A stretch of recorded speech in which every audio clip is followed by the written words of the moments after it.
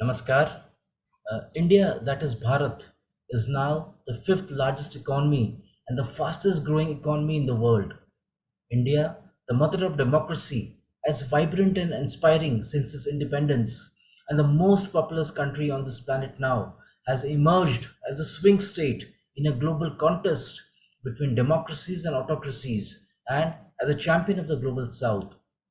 Giving up on the earlier hesitations of history and the deeply entrenched dogmas of Delhi, manifested in its internal as well as external behavior, India is now a roaring lion, sprinting ahead to becoming a leading power and driven by a new dream of Ek Bharat Shresht Bharat and reliving its millennia old Vishwaguru philosophy and position in the community of nations. This is a series of conversations with guests who have been at the center of this game changing transformational journey in India since Narendra Modi assumed office as India's Prime Minister in May 2014. I'm Dr. Manish Dabhade, and this is Modi Nation. Our guest today is Shashi Shekhar Vempati, a technocrat, columnist, policy thinker, and now author. Shashi has served in various leadership roles in the Indian technology, media, and public policy space.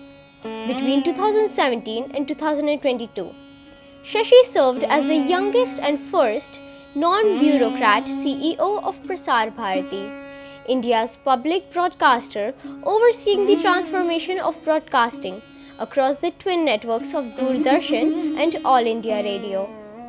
After a long stint at the Indian information technology major Infosys Technologies between 1997 and 2012, Shashi managed a digital news media platform, Niti Digital, which was responsible for Prime Minister Narendra Modi's digital campaign, Mission 272 Plus, during the 2014 general elections in India. Welcome to Modi Nation, and in fact, I am thrilled that this is an inaugural episode, and we are very happy that Shashi ji could join us today. Let me obviously begin by congratulating you on your very eye-opening book volume, and this is the one which we are talking about: Collective Spirit, Concrete Action, Mann Ki Baat, and its influence on India. Congratulations, sir.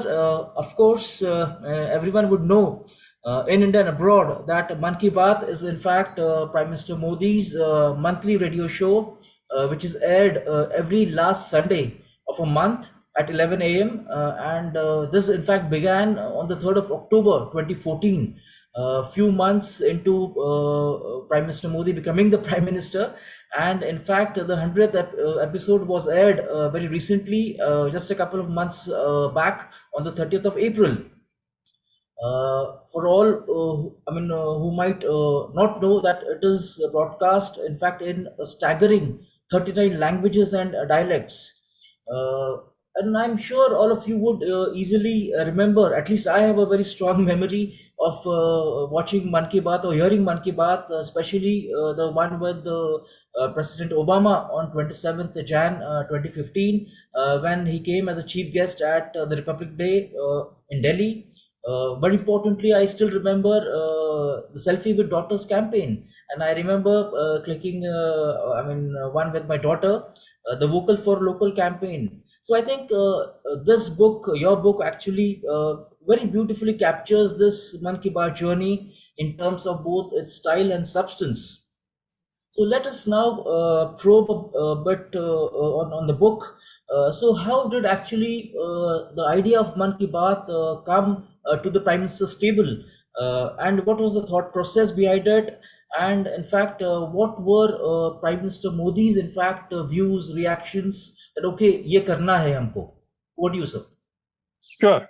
Thank you, Manish, and very happy to be on this inaugural episode. And my very best wishes for what I'm hoping will be a very successful and insightful series that you've kicked off. So you rightly pointed out, how Mann Ki Baat started very early into the Prime Minister Modi's first term, just a few months after he assumed office. And so what is the origin of Mann Ki Baat, right? And this is something that even he has spoken about in one of the episodes of Mann Ki Baat. He gives the example of when he was the general secretary in the BJP at that time, and he was traveling in Himachal at some remote location where he stopped in the evening, by the roadside to have a cup of tea. And there he heard on the radio breaking news I think it was the Pokhran test at that time. And so that kind of struck him that, how radio continues to be so important as a medium in the remotest of regions of India.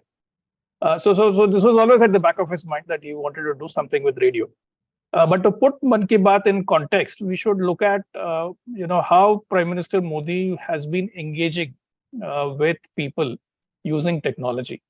If you recall, he was one of the first to, experiment with social media. He was one of the first to start live streaming his speeches on YouTube. He was also one of the first politicians to hold a Google Hangout. I remember in 2012 when the YouTube servers crashed in India. So that was the kind of response.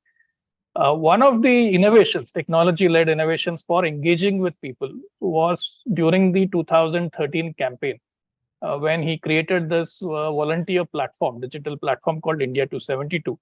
The unique thing about this platform was that it allowed a lot of people, from different walks of life, people like us, professionals, students, people who otherwise you would not associate with a political campaign or a political rally. They were able to participate in the democratic process through this, digital engagement platform. So to him, technology became an enabler to engage people and leverage the best out of them, and then crowdsource ideas, crowdsource, inputs, feedback. So that process started with India 272, which when he became Prime Minister became MyGov. If you recall, MyGov was launched just about a month or so when he became Prime Minister.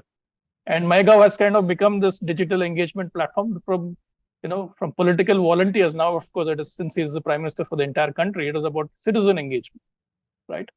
So I would look at Mann Ki Baat as an extension of that continuum of thought, that people's energies, people's initiatives need to be leveraged. People need to be made a participant in the whole developmental process. Like he says, he uses this phrase, right? Sabka prayas, right? Bringing everyone together. And radio, as the oldest and the medium with the widest reach, then becomes an amplifier for what he was trying to do digitally. Because now the scale is national, it is across the diversity of India. It's about engaging citizens in the remotest corners of India. So that is where I would place, the idea of Mann Ki Baat and the importance of Mann Ki Baat. And you will see that through these 100 episodes that you mentioned, that this thought process is what has made Mann Ki Baat what it is today. Absolutely. In fact, I would also like to, take you back, or if you, in fact, we want you to really go back and reflect on the necessity of choosing this medium was also his own relationship with the traditional media. And at some level, many argue that the relationship is really not even a love-hate relationship, is largely filled with animosity. And so, in fact, was that also one of the reasons why? I'm sure we all have been seeing that traditionally PMs have been giving interviews to traditional news media and explaining their policies, explaining their government sort of achievements. But through the Mann Ki Baat in the format of the radio, do you think that Prime Minister Modi really, in fact, completely brushed aside all the reservations the media had and really directly reached out to the people? Well, I think you are right to an extent about directly reaching out to the people. That is no doubt what Mann Ki Baat and radio have achieved. But I would take it beyond the political context, because if you look at what he's done with Mann Ki Baat very consciously, and in fact, he's talked about it also in one of the episodes after the first year of Mann Ki Baat, that there is no politics in Mann Ki Baat. He has been very, very clear and he's been very disciplined that Mann Ki Baat does not feature political issues or controversies. So in that sense, he has drawn a very clear distinction from regular media discourse and what Mann Ki Baat is. At the same time, Mann Ki Baat is also a very innovative initiative in the sense that it is the first visual radio program. So what this has done is that it has forced the entire television media to carry Mann Ki Baat live when he does it.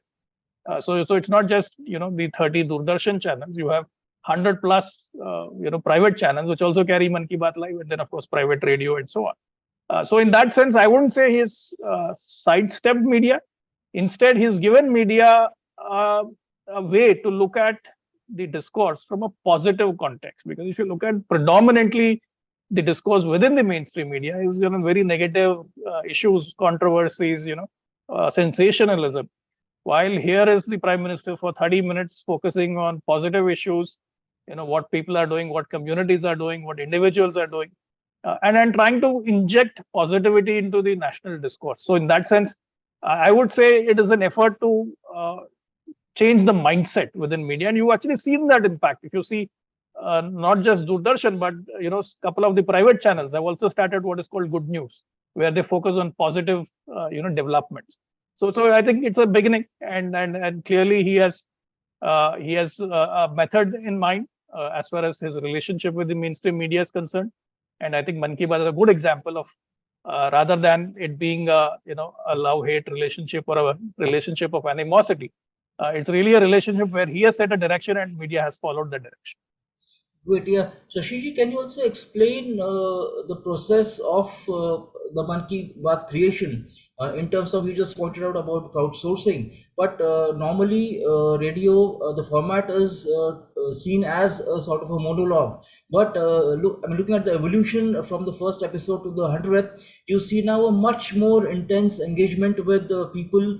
So, can you just take us, behind the curtains, what sort of process goes into the making of the Mann Ki Baat? Sure.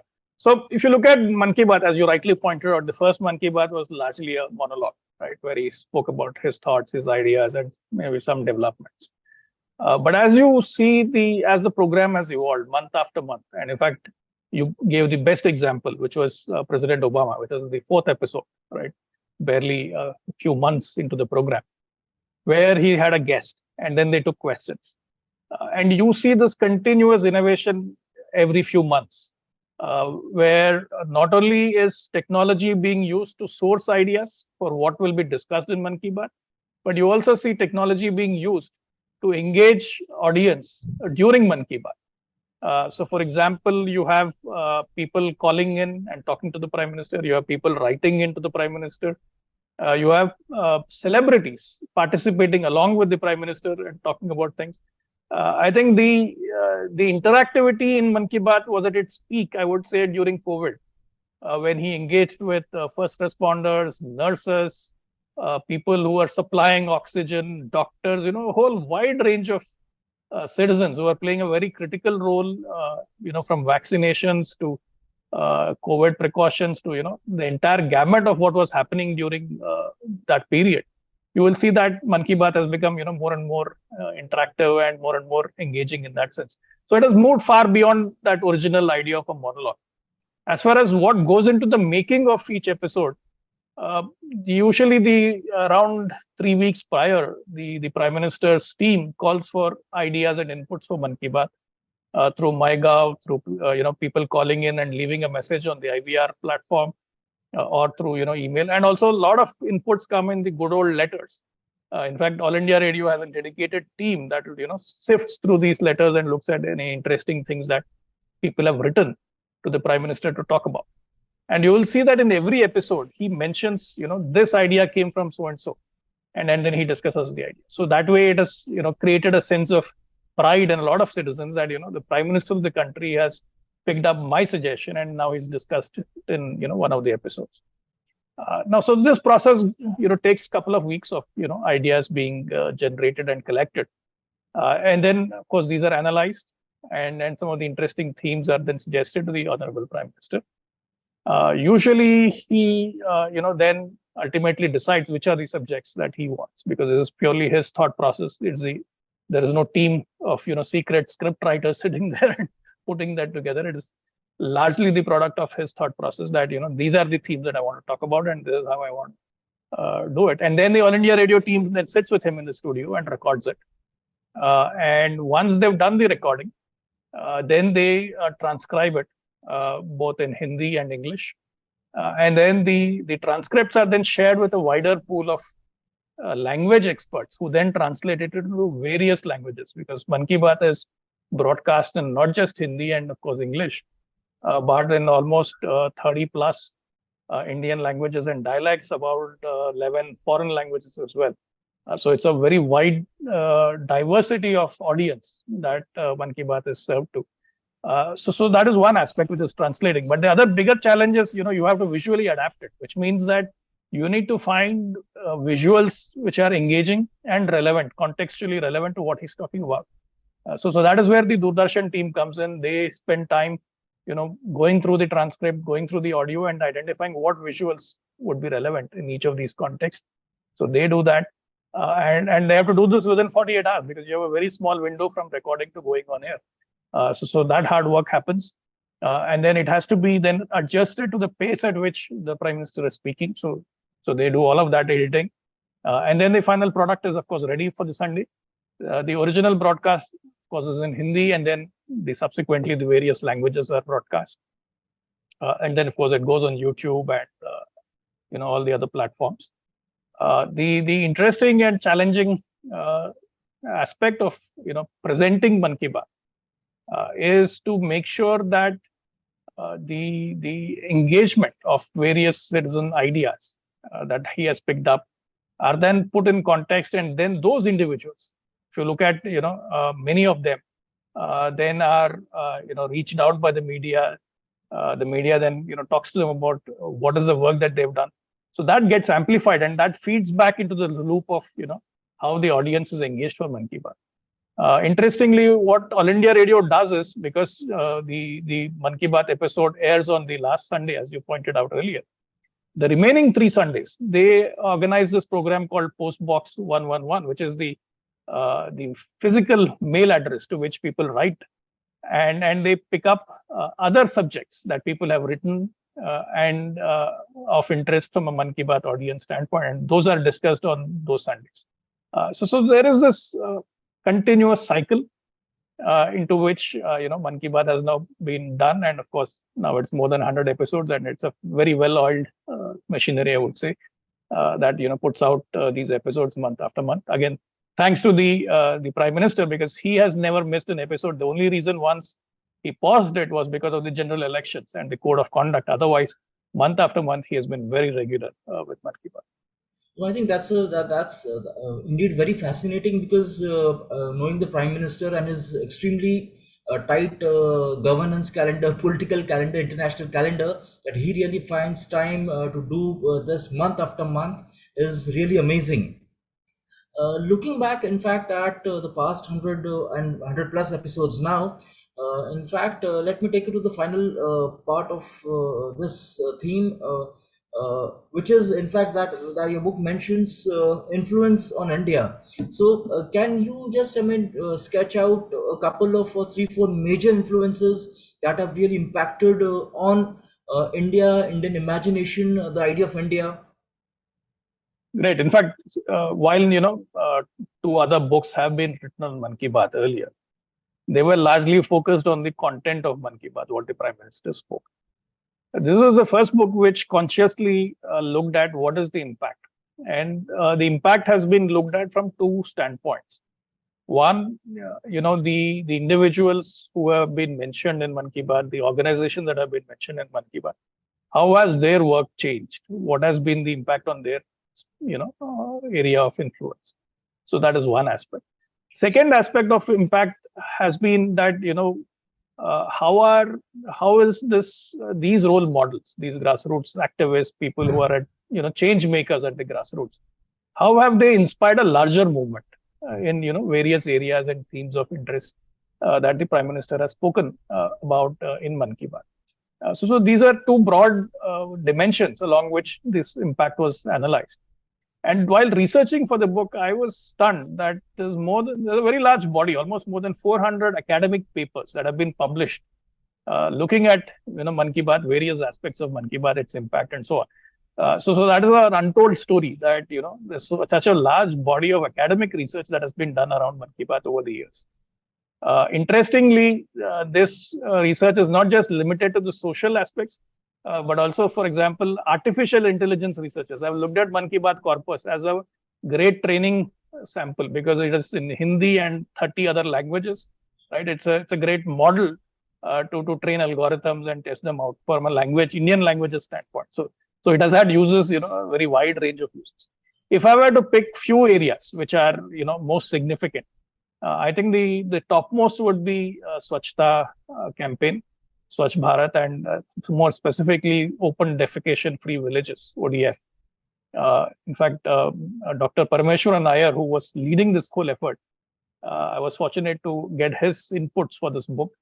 And he talks about how Mann Ki Baat's call to action, that the call to action that the Prime Minister issued in Mann Ki Baat, got a response from corporate India, for example.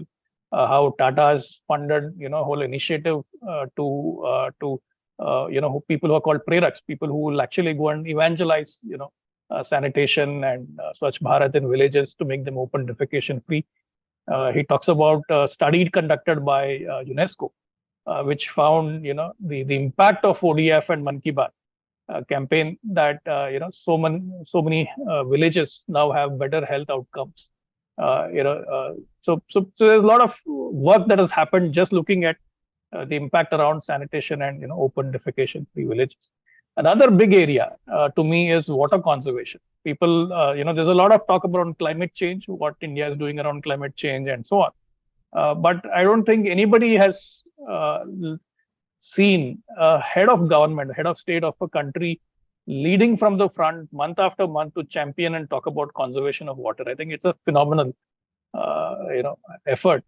And you will see the impact of this, across communities where people have taken up efforts to revive old step wells, for example, revive old water bodies, revive traditional methods of rainwater harvesting, like the Prime Minister mentions tribal community, which has a very unique indigenous way of rainwater harvesting, and he talks about that.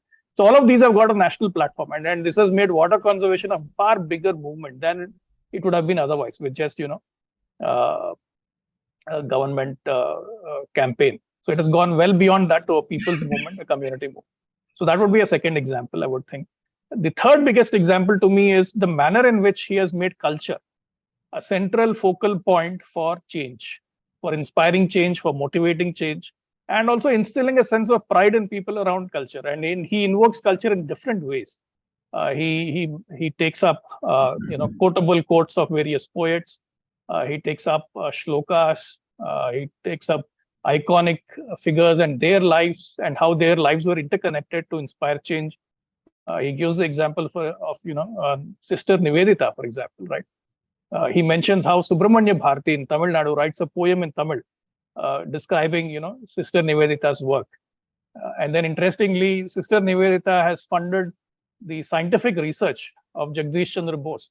So all of these interconnected manner in which the icons of India have shaped modern India, I think is something that very unique to what Mann Ki Baat has done, which is to bring about these less known facts, instill a sense of pride, and inspire people and individuals and communities.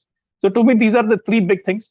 Of course, one other thing would be languages, Indian languages. He has championed Indian languages in a never foreseen manner, both in the way in which Mann Ki Baat is delivered in various languages, also the manner in which he has referred to poets, writers, little known quotes from different parts of India, scripts that are dying that are being revived, how encyclopedias are being written in these tribal dialects, for example, and so on. So a whole wide range of a body of work around preserving India's heritage and celebrating India's language. So I would say these would be the biggest impact areas. Of course, there are several other smaller areas. So yeah, and in fact, many like me found the Mann Ki Baat, and in fact, also reading your book, after reading your book, that it was really a Bharat darshan of sorts, and really understanding the soul of Bharat, as you exactly pointed out about different people, tribals, talking about tribals, their culture. I think that was the most fascinating part. I think, and absolutely, I think the whole Mann Ki Baat is a study because it is really about the power of both the message and even the messenger. I think that really is the key takeaway. So I mean, I think that's a fantastic book, and I would recommend. I mean, please do read this book, and I'm sure you all will be much more enlightened about Bharat in many ways. Let's now shift gears and, in fact, move to your. You have also been, in fact, the youngest and the first non-bureaucratic CEO of Prasar Bharati. And in fact, one of the very important. I am a teacher of diplomacy and international relations. One of the things which we always see reading international media, that the India narrative, the India story is somehow gets really drained out, or maybe deliberately intentional or unintentional. But I think, if you just look at past 6 months, New York Times, Washington Post, Economist, look at BBC, many would argue, perhaps rightly, that you see a anti-India slant completely visible. So, how? When you were the CEO, what sort of, responses did you think, did the government think of really taking on this anti-India narrative? And in fact, one of the very important policy, advocacy was done about DD India. In fact, going on various international platforms, so that the Indian narrative is told much more sharply and clearly. Yes, sir. Great question. I think this is a significant challenge. And the challenge is primarily because we are the world's largest democracy. We are a very open society. There is free flow of information and ideas from across the world. And that strength also becomes a vulnerability, in the sense that anyone can push any kind of narrative to suit their interests. And because we are an open society, we have a free media. These sorts of motivated campaigns in the media, tend to gain currency. And even a country or a society like China, for example, which, despite being closed, has its own firewalls and which scrubs information down to the lowest detail, is able to, influence and shape narratives in India, because we are an open society. And so that is a challenge. That's a paradox, and we have to meet that challenge head on. We can't just simply complain about it. One way to do that is, of course, as you pointed out, India having a global voice. I think, as the planet's only billion people democracy, we deserve a strong global voice, and we need to invest in that. And that won't be easy, because if you look at BBC, it has the advantage of several decades of global presence, a brand which is so strong, and more importantly, funding on a scale that we don't fund in India as far as public broadcasting is concerned. So that gives them a whole lot of bandwidth, leeway to exercise that kind of global influence. Similarly, with Al Jazeera, they have access to a scale of funding which public broadcasting in India doesn't have. So we are starting with that disadvantage. However, certain steps have been taken. For example, you pointed out DD India. So DD India is now available in several countries. Bilaterally, we had tied up with Korea, Australia, and we had certain OTT platforms that were carrying it in the US. Certain cable markets where in the US DD India was being carried. So in different ways, DD India has been positioned in multiple international markets. However, it's still a very India-centric news channel. So to go from there to a truly global news channel will require global talent, global news sourcing, reporters, and news bureaus across the world, which is a significant investment. So at that time, when I was the CEO, we had put out an expression of interest to engage a consultant to put this whole project together. So my understanding is a consultant has been hired. So I'm sure we'll see progress on that front. But that's on the public front, and public front, obviously resources will be constrained, so you will not see the same kind of impact. But I think the bigger opportunities with the private media, and this is where I would expect the Indian media houses to really get out of this trap where they're 24/7 focused on controversies in India, and instead also recognize that they have a duty, global duty, as representatives of India, to build strong global news brands. And I think that is an area where I really hope that the Indian media businesses step up and put that effort. Some of them have global presence, but again, it's very limited to the diaspora. So it's again very inward-looking editorial agenda. What we really need is, a global editorial agenda where we analyze, for example, the upcoming presidential elections in the US, or what's happening in Pakistan, or what's happening in China, and so on. And to be able to do that, I think the what we need is a very truly global news brand. And it doesn't have to be a television intensive operation, because if you look at most of the consumption, especially in the Western democracies and the advanced markets, it's largely digital. That's where the influences are. That's where the intelligence here is. So it could be a very smart, international platform that can be created. And I'm hopeful, one of these Indian business houses would step up and do that very soon. Yeah, no, because you rightly pointed out the funding resources that limit India's capacity, or India's. I mean, India. I mean, we do have the intent of. I mean, creating our own global digital platform or news platform like France 24 or BBC. But looking at the various debates, what I distinctly found out was that ultimately the problem also, or this whole idea was also in fact limited because it was run by bureaucrats and not some media professionals like you. And I think that is the real problem, that if you're looking for a global sort of impact, a global imprint, the decisions about the editorial decisions, the hiring and firing of staff has to be purely professional basis. I still remember when Al Jazeera was launched, it was the BBC top editors who really went out there and really did. I mean, that is the level of professionalism which I think otherwise it is going to be a problem of not just funding but also the people manning the whole entire initiative.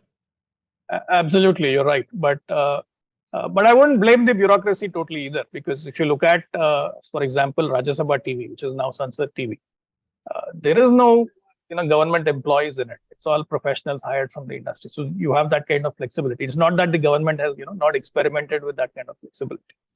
And from whatever discussions I had when I was in the office, everyone understood that if you have to create an effective global news brand, it needs that professionalism, it needs that level of autonomy. And then how do you enable it within this scheme of things, within the structure of government that we have? How should we do it? And it all comes back to it has to be a public-private model. It can't be a pure public model like BBC, because BBC has what is called a license fee, which creates an enormous reserve pool for it. They're running into several tens of thousands of crores in Indian rupee terms. In India, we don't have a license. So that kind of limits the revenue generation for the public broadcaster. But I think it's possible to create a public-private model where the kind of autonomy that you talked about, the flexibility to hire professionals, to be able to grow or downsize as the market needs are. I think all of that is possible with a public-private model, and I think this is where perhaps an interesting combination of one of the leading Indian media houses and the public broadcaster can come together and put this together. I think it's definitely doable. And the window is short for this because, for example, G20 would have been a great opportunity to launch such a channel, but I think it's too close now. However, we have the general elections coming up, and India's growth story is going to be the dominant story over the rest of the decade. So clearly the opportunity exists to create such a news brand, and I'm hopeful that this problem is solved. The right ideas are on the table. What we now need is execution, and I think that execution needs to happen soon. Yeah, that's fantastic. So let's shift gears to the last part of this conversation, and that is, in fact, I'm sure a topic which is very dear to your heart. Also, the Indian news media landscape, or the Indian television landscape. And here, I think one of the very important, in fact, that is what you have also highlighted in your latest Business Standard column, that it is, what sort of disruptive innovation in media. So at one level, there are, I mean, immediately one can think of when you talk about the Indian, especially the news media, that it is really about a crisis of credibility, and it is also a crisis of innovation. So how do you really see that? I mean, you have obviously dealt with in a very professional way. How do you see that over many years now? I think it's a great question because it directly follows from our earlier segment, right? That if you have to create a global news brand, the private media has to step up. Then the health of the private media is very important. Unfortunately, over the last few years, the trend has been very negative. It's primarily because of two, three reasons. One is, of course, the shift towards digital. So television is struggling.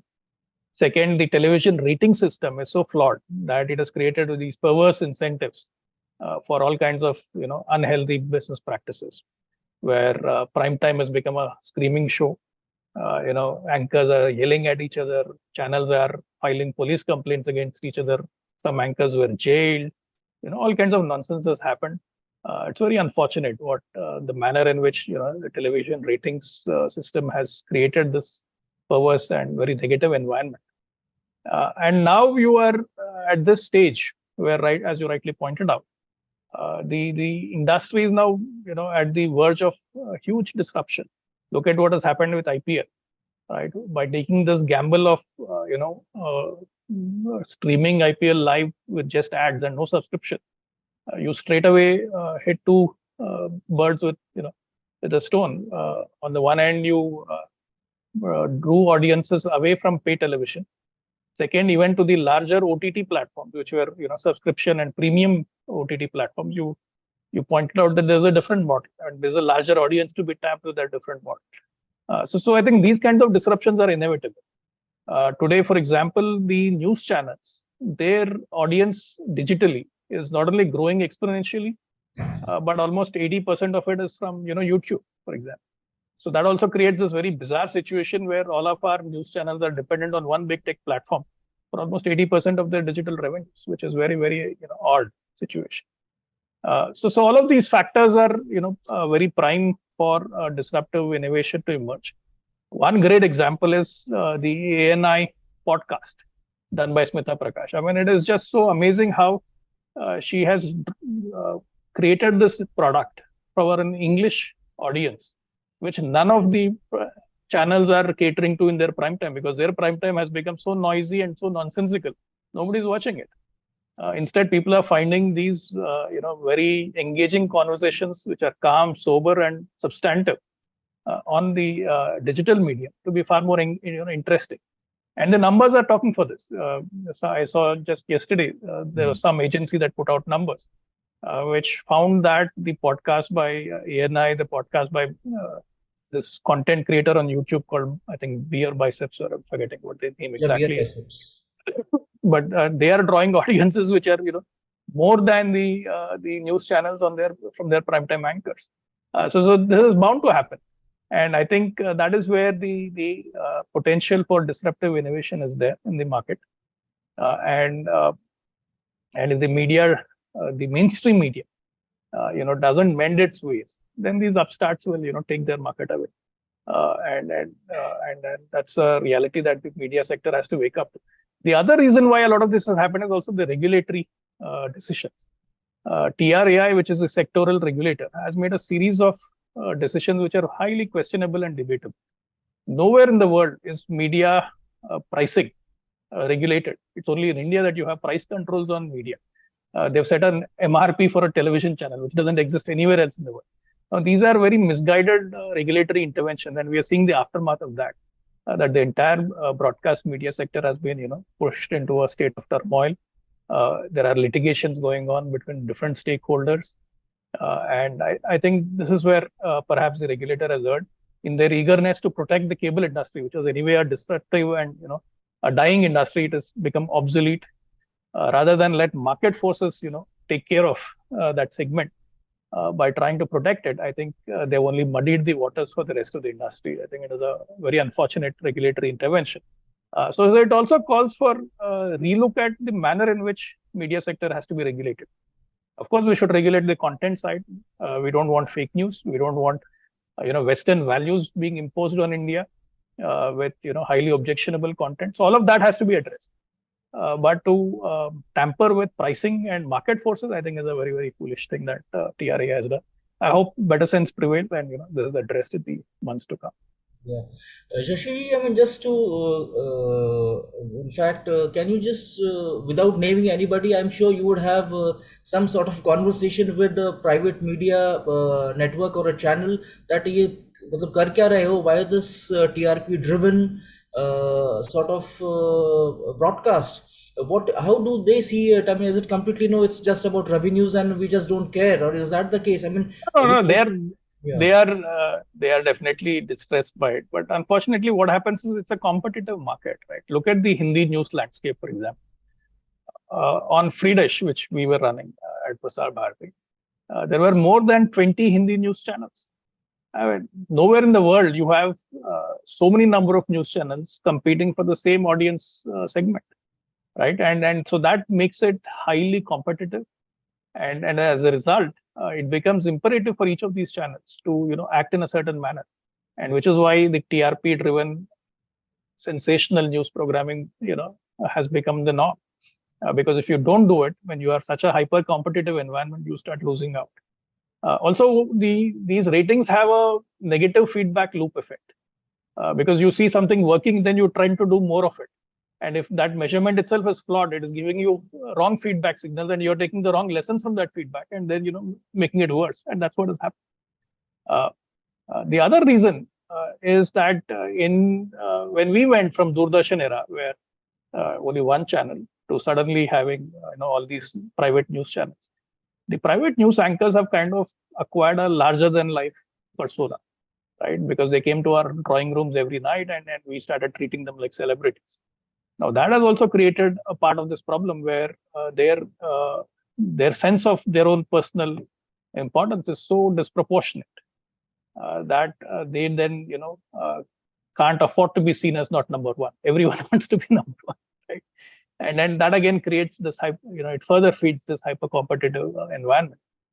So I'm hopeful that with this shift towards digital, more innovation, people outside of the mainstream media creating compelling content, I think the feedback will eventually trickle back into the mainstream media, and they will start mending their ways and they will start doing content differently. But yes, that process will take some time. I don't foresee it happening overnight. But one good example I can give you is WION, right? WION had Palki Sharma doing this very good programming, and now of course it's come to Network 18. So there are a few examples of sober and meaningful programming happening. In fact, you yourself alluded to this change which we are witnessing. That ultimately India, you yourself say that has a centuries-old tradition of storytelling. So it's not that India is short of stories. It's just that we need to really tap into our history, into our histories actually, to really tell these wonderful stories. And India is surely a powerhouse of creativity. So, in fact, I mean, before we close down, let's also go back to where we started about Prime Minister Modi's communication strategies. And in fact, one of the constant refrains which we get, and I'm sure you have been asked about this earlier also, that Prime Minister Modi, in fact, doesn't take a live press conference. So why that allergy, if many would say, to holding press conferences? And I personally, in fact, see that whenever Prime Minister Modi speaks, he has spoken with utmost confidence, with utmost credibility, and with an emotion which is unparalleled. So I mean, so what explains this diffidence or hesitancy to really go for live press conferences, which is actually a norm of sorts in any democracy? So I have two answers. One is in lighter vein, and the other is the more serious answer. I think in lighter vein, I would say if Prime Minister Modi started, doing these press conferences and more interactive sessions on politics of the day, then what will the primetime news anchors do? They'll be out of their jobs. They'll not have an audience because he will take all of that audience. But more seriously, I think in his mind, it is about not wanting to feed the negative news cycle because he sees a larger purpose for himself, and it is not that the government of the day is not being held to account on media, be it on social media or 24/7. People are being held to account and responses are being given. And then there are, press briefings being held at various levels, be it at the cabinet level, be it at the party level. So I think that process continues to happen.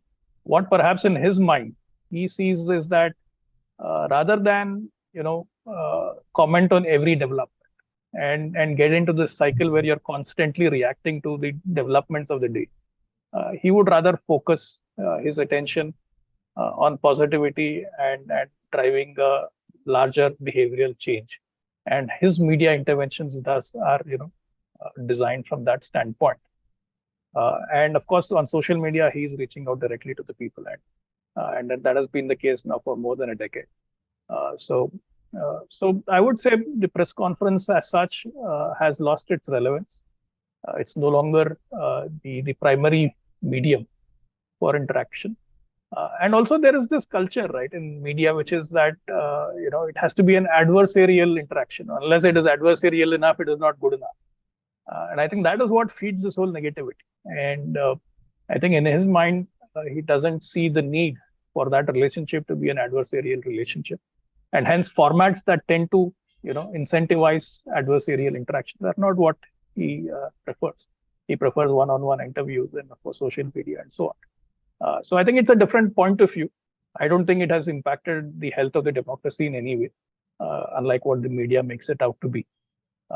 So it is what it is, and with the ever increasing usage of social media and direct connect with people, I think the press conference will become less and less relevant. Yeah, that's true in a way. I would agree to it in some ways. But also, can you also in fact reflect on how would you compare him with his maybe political rivals at this point of time? So obviously from other parties, and also looking at earlier prime ministers, whom do you think? Prime Minister Modi actually really looks at in terms of communication to the larger audiences nationally and internationally. So See, if you look at yes, past prime ministers, right, yeah. most of them held office in an era before the advent of social media. So it was a very different environment. Like, for example, when Prime Minister Atal Bihari Vajpayee was a prime minister, private TV had just about started in India, right? It was still the era of transition from Doordarshan to private media. So these formats, press interactions mattered back then. I look at the Manmohan Singh era as a transition period when digital slowly took off and the transition happened, where more and more interactions have started to happen on social media. And clearly, he was not an individual; he was not a leader in the true sense, and he never understood the power of the medium, how to engage with audiences through that medium, and hence you see all the kinds of challenges the UPA had in putting across its message. And then that is where the opening, of course, for Prime Minister Modi came in, because he understood the power of social media. He understood why social media was important, how to disintermediate the mainstream media, which was kind of acting like a gatekeeper of sorts, how to connect directly with the people. So that is where he broke. So in that sense, I don't think he's drawing lessons from anybody else. He's created a precedent for himself, a very unique space enabled by technology, which, of course, if you let's say dial back several decades when Nehru was the prime minister, he didn't have all of this. He was, he didn't even have television. He was largely communicating through radio, right? It's a completely different era that we're talking about. So in that sense, it's a very different world that Prime Minister Modi operates in, and I think he's been a master communicator in that sense. And in fact, Dr. Parmeshwar Nair, who I quote in the book, uses this phrase that he plays the role of communicator in chief, where he uses multiple methods to get his message across through creative use of technology, and I think that is very unique to him as a leader. And what kind of precedent will this set? What about his political rivals? I think others are learning quickly, and you can see that it is very visible that the use of social media has increased across the political space. And it's not that the other side is holding press conferences honestly either. They also pick and choose. They refuse to answer questions by uncomfortable questions from inconvenient journalists. So So I think it's the same story across the board. I don't think it's any different. Uh, the big change is that the traditional role that media has played as sort of uh, the intermediary or the gatekeeper between the people and the leadership. I think that is going away now. The media has to compete with people like you, for example, your show. I mean, you're not a mainstream journalist, and you are engaging with audiences. You are getting across a certain narrative, and I think this democratization of this media landscape that will happen means that even the media organizations have to vie for that space with everyone else. And I think it's in the overall health and interest of the democracy. I don't see it as a bad. No, absolutely. In fact, the increased number of YouTube channels and exactly the podcast. In fact, you rightly pointed out. In fact, have democratized what sort of narratives go out, and you can and immediately you can share it. You can challenge it. I think that that's the beauty of these media, the social media especially. So I think let's end here, but I cannot let you go without my last question. So where does Shashi Shekhar go from here? So I'm sure you are also into, I mean, lots of other than I see your columns coming regularly now, also various advisory capacities. But your next book project, or what exactly? Where do we see you going from here? Very difficult question to answer, perhaps the most difficult question you asked today. So I continue to contribute in the public space around technology and public policy, and that's where you see all these columns. And I'm also serving on a committee which is looking at all the educational media research centers across India in 22 universities. So that is another project. Recently, I've created, along with a few other colleagues, a forum to look at artificial intelligence from an India standpoint, what needs to be done, what kind of policy interventions are required, what should the AI landscape from an India standpoint be? Because if you look at what has happened with ChatGPT and all these large language models, they've been created outside India. They've been trained on God knows what kind of data, and I think that's a big area of concern. And we need to build strength in India with around Indian languages to make sure that these emerging technologies reflect Indian values. Very important. We lost that in the digital space. At least in the AI space, I think we need to reclaim that. Great. Thank you very much. It has been really a fascinating conversation. I learned a lot, and in fact, we really covered a very large ground from Mann Ki Baat to your very successful tenure as the CEO, and obviously the changing landscape in the media, in Indian media especially. The whole question of credibility and innovation, disruption. So I think it was a fascinating conversation, and looking forward to much more, many more conversations like these with you again, hopefully very soon, and wishing you all the best. So thank you very much for joining us today. Thank you. Namaskar, Jai Hind.